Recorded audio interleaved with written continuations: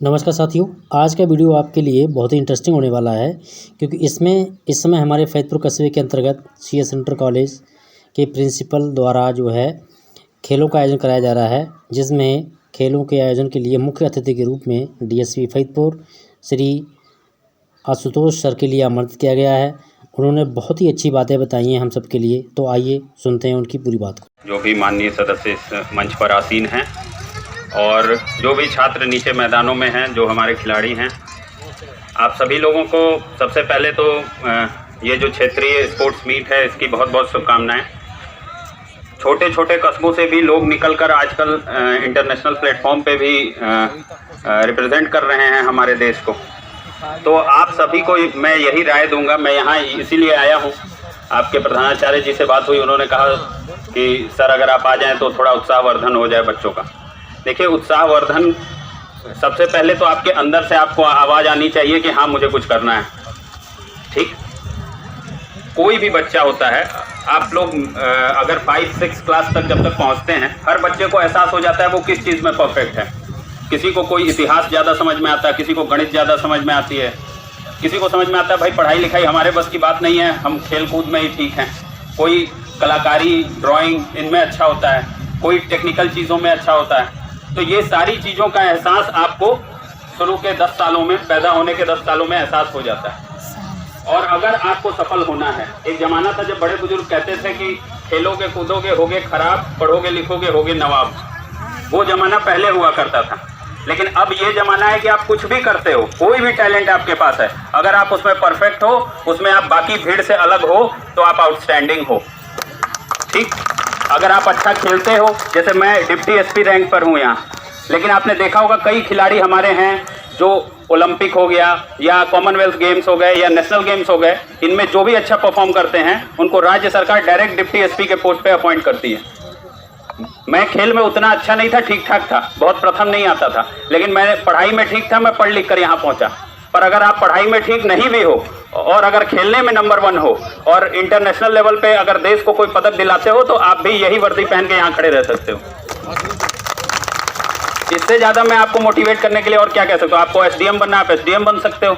राज्य सरकार की सबसे ऊंची 2 पोस्ट होती है, डिप्टी SP और SDM। ये दोनों आपको मिल सकती है अगर आप देश का मान बढ़ाते हो, अगर अंतर्राष्ट्रीय स्तर पर देश को पदक दिलाते हो तो इस खेल का जो ये क्षेत्रीय स्पोर्ट्स मीट है, इसको सबसे पहला स्टेज समझिए। इसके बाद बता रहे थे कि जिला स्तरीय भी होगा, कल को आप स्टेट लेवल, नेशनल लेवल पे भी जाएंगे। पर किसी भी चीज़ को छोटा ना समझें और अपना 100% उसमें दें। और अगर आप पढ़ाई करने में भी अच्छे हैं, तो अगर आप सिर्फ पढ़ाई करते हैं और आपका शरीर स्वस्थ नहीं है तो वो बेकार है। अंग्रेजी में एक कहावत है, healthy mind dwells in a healthy body. स्वस्थ शरीर में ही स्वस्थ दिमाग का वास होता है। तो अगर आप सिर्फ पढ़ाई करते हैं तो भी आप खेलें। रोज कुछ ना कुछ समय निकाल के कोई ऐसा कार्य जरूर करें जिसमें फिजिकल एक्सरसाइज हो और आप फिट रहें।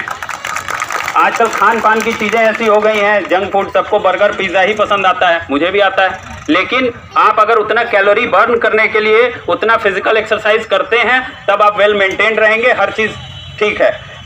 लेकिन अगर आप वो छोड़ के, अगर आप सिर्फ पढ़ाई करते बैठ के पढ़ ही रहे हैं, सिर्फ गेम खेल रहे हैं, टीवी पे वीडियो गेम खेल रहे हैं, सिर्फ कंप्यूटर चला रहे हैं, उससे आप ज़्यादा चल नहीं पाएंगे। लाइफ एक्सपेक्टेंसी इतना पोल्यूशन हो चुका है। ये फरीदपुर देखिए आप, कस्बा है, फिर भी अगर आप, हमारे सिपाही 2-4 घंटे अगर चौराहे पे बैठ जाते हैं, पूरे धूल से नहा लेते हैं। इतनी धूल उड़ रही, इतना पोल्यूशन है, इतना क्लोरोफ्लोरोकार्बन निकल रहा है, इतना पार्टिकुलेट मैटर्स हैं हवा में। तो इन सब चीज़ों को करने के लिए अच्छी ब्रीथिंग एक्सरसाइज हो, और स्पोर्ट्स से ज़्यादा अच्छी कोई, जो आउटडोर स्पोर्ट्स हैं इनसे अच्छी कोई ब्रीथिंग एक्सरसाइज होती नहीं है। तो ये सारी चीज़ें आप करें। आप में से कुछ मुझे NCC और कैडेट्स वाले भी लग रहे हैं। आपको ये बता दूं, अगर आप इसमें भी परफेक्ट हैं तो कल को PCS या IPS कोई भी एग्जाम देते हैं, उसमें इंटरव्यू में एक्स्ट्रा मार्क्स हैं इस चीज़ के लिए, अगर आपका सर्टिफिकेट C लेवल का है। तो इन सभी चीज़ों से आप समझिए, कोई भी चीज़ आज के ज़माने में व्यर्थ नहीं है। जिस भी चीज़ में आप परफेक्ट हैं, समय मत व्यतीत कीजिए। शुरू के 10 साल, अगर आपकी उम्र 10 साल 12 साल है, तो आपको अब तक समझ में आ जाना चाहिए आप किस चीज़ में परफेक्ट हैं, और उस चीज़ पे काम कीजिए, और उसी चीज़ में महारत हासिल करके आप जो चाहें वो पा सकते हैं। अच्छी नौकरी, अच्छा पैसा, अच्छी इज्जत, सब कुछ। तो इस जो ये स्टेज है क्षेत्रीय मीट का, इसको बखूबी आप लोग इसमें इसका इस्तेमाल करें, इसमें अच्छे से प्रतिभाग करें। और स्पोर्ट्स की सबसे बड़ी चीज़ होती है कि जो चीज़ें, जैसे मैं एक बेल्ट फोर्स में हूँ, आर्मी हो गई, पुलिस हो गई, कोई भी सेंट्रल आर्म पुलिस फोर्स हो गई, इसमें कई सारी चीज़ें होती हैं जो स्पोर्ट्स में ही होती हैं। जैसे टीम स्पिरिट, अगर टीम का कोई गेम है तो कैसे टीम के साथ मिलकर उसको करना है, ठीक है। डिसिप्लिन, कैसे डिसिप्लिन में रहना है, रेगुलर प्रैक्टिस करना है। हर चीज में आपको लाइफ में या कोई भी काम करते हैं उसमें फेल्योर होता है और प्रैक्टिस से आदमी सुधरता है। यही स्पोर्ट्स में भी होता है। आप दौड़ लगा रहे हैं, अगर आप 100 मीटर 10 सेकंड में पहले दौड़ रहे हैं और इंप्रूव किए, 1 महीना किए अब 9.5 सेकंड में दौड़ रहे हैं, और किए अब 9.25 सेकंड में दौड़ रहे हैं, तो ये आप इंप्रूव कर रहे हैं हर बार। और यही चीज आपको लाइफ में भी आगे दिखेगी। कोई भी चीज, मैंने भी एग्जाम दिया, एक बार दिया नहीं हुआ, दूसरी बार दिया तब हुआ। तो ये स्पोर्ट्स ही आपको सिखाता है कि अगर एक बार में आपको मंजिल नहीं मिलती है तो लगातार उसके लिए प्रयत्न करते रहें, जरूर मिलेगी, ठीक। दूसरा, डिसिप्लिन। डिसिप्लिन से रहें, जब सीटी बजे तभी दौड़ें, रेखा पार ना करें उससे पहले, फाउल ना करें। ये सब चीजें क्या हैं? ये रूल्स, ये डिसिप्लिन बताती हैं। डिसिप्लिन ही है जो मानव को अलग करता है जानवर से। वरना हम भी जानवर जैसे ही, हम भी सुबह उठते हैं, खाते हैं, और जानवर भी सुबह उठता है, अपना खाने का इंतजाम देखता है। तो हम सोसाइटी में हैं, एक डिसिप्लिन ही है, एक मर्यादा ही है जो हमें अलग करती है जानवरों से। तो हम मानव बने रहें, उसके लिए भी ये स्पोर्ट्स हमें डिसिप्लिन सिखाता है। और तीसरा है कि टीम स्पिरिट। मैं अकेला पूरा तहसील नहीं चला सकता। मेरी टीम में 3 थाने हैं, 3 थानों के कोतवाल हैं, उसके अंदर कई सारे दरोगा जी हैं, उसके अंदर कई सारे सिपाही हैं, कई महिला कांस्टेबल हैं, महिला सिपाही हैं, महिला दरोगा हैं। ये पूरी टीम है। कोई भी काम मैं अकेला नहीं कर सकता, और उसके लिए मुझे पूरी टीम को मोटिवेट करना है, पूरी टीम को लीडरशिप देनी है। यही काम आपकी टीम का कैप्टन करता है कि नहीं? अगर फुटबॉल होता है, हॉकी होता है, कोई भी टीम गेम होता है, वॉलीबॉल होता है, उसमें क्या होता है? कैप्टन होता है, बोलता है भाई तू इधर जा, तू इधर जा, तू ऐसे कर, तू ये कर। सबके रोल बटे हुए होते हैं, ठीक। उसी तरह ये जैसे स्पोर्ट्स में कई सारी क्वालिटीज होती हैं, ये सारी आपको ओवरऑल अच्छा बनाएंगी। अगर आप स्पोर्ट्स में ही रहते हो तो भी, और कल को किसी और फील्ड में जाते हो तो भी। तो इसको बहुत ही सीरियसली लें, और CS इंटर कॉलेज ने बहुत ही अच्छा आपको मंच दिया है, इसका अच्छे से प्रयोग करें। और ये धूप वूप से न डरें। आधे लोग उधर जाके बैठ गए, पीछे मुंह छुपा रहे, ये कर रहे, वो कर रहे, ऐसे नहीं। हमारी ट्रेनिंग में हम लोग तो गजेटेड अफसर हो गए थे, तो भी जब हमारी 1 साल की ट्रेनिंग होती है एकेडमी में, हमें शाम को जून के टाइम में दोपहर में 2:30 बजे, शाम की परेड होती थी 5 बजे से, पर 2:30 बजे बुला के सूरज की तरफ मुँह करके खड़ा कर दिया जाता था। और वो खड़े हैं हम लोग इसी तरह लाइन पर, और किसी को पसीना भी टपक रहा, मच्छर भी काट रहा तो हाथ नहीं हिलाना है। कहा जाता था सांप भी चढ़ जाए शरीर पे तो शरीर नहीं हिलाना है, ठीक। जबकि हम लोग बहुत पढ़ लिख के वहां नौकरी पाए थे, हम लोग को लग रहा था अब तो लाइफ आसान हो गई। तो आप तो अभी शुरुआत में हो, अपने आप को इस टफनेस के लिए ढाल लो। सूरज, बारिश, गर्मी गला थोड़ी देगी आपको। आप मिट्टी के थोड़ी बने हुए हो कि गल जाओगे यहीं बारिश में और सूरज से। तो अपने आप को टफ बनाओ, और फिर भविष्य में जहां भी जिस भी फील्ड में जाना हो, अगर खेलने में अच्छे, खूब अच्छे से खेलो, कल को डायरेक्ट डिप्टी SP बन जाओगे, ठीक। और नहीं तो पढ़ने में अच्छे हो तो खेल के अपना माइंड फ्रेश रखो, फिट रखो, उसके बाद जाके पढ़ाई करो। लेकिन जो चीज आपको ये खेल सिखाते हैं कि अपने गुरुजन जो बोले उसको फॉलो करना, फेल हो जाए तो दोबारा कोशिश करना, इंप्रूव करना, हर बार कोशिश करके इंप्रूव करना, टीम बना के चलना, नियम को फॉलो करना। आप अगर कल को बेईमानी का जाओ, साहब मैं 4 मीटर नहीं, मैं 4.5 मीटर कूदा था, पर आपका दिल तो जानता है आप गलत बोल रहे हो। यहाँ मान लो ये क्षेत्रीय है, यहाँ आप मेडल पा जाओगे कि देखा नहीं कोच साहब ने, पर नेशनल और इंटरनेशनल में तो 85 कैमरे लगे रहते हैं, वो 1-1 इंच नाप देंगे आपका।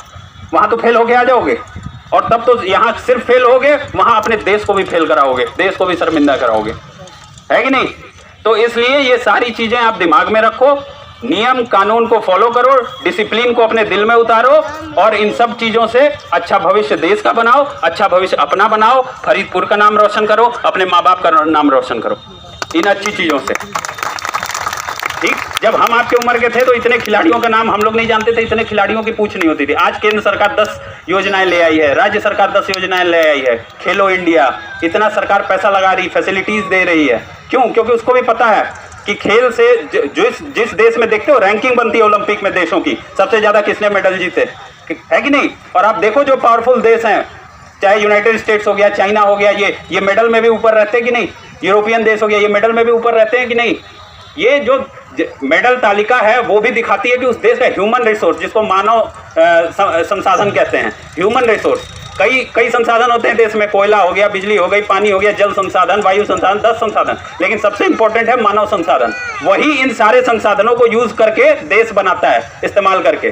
तो जो जितना अच्छा मेडल ला रहा है, उस देश का मानव संसाधन उतना अच्छा है, और तब वो इतना अच्छा है तो उस देश में थोड़े प्राकृतिक संसाधन कम भी है ना, तो उसको इस्तेमाल करके वो देश प्रगति करेगा।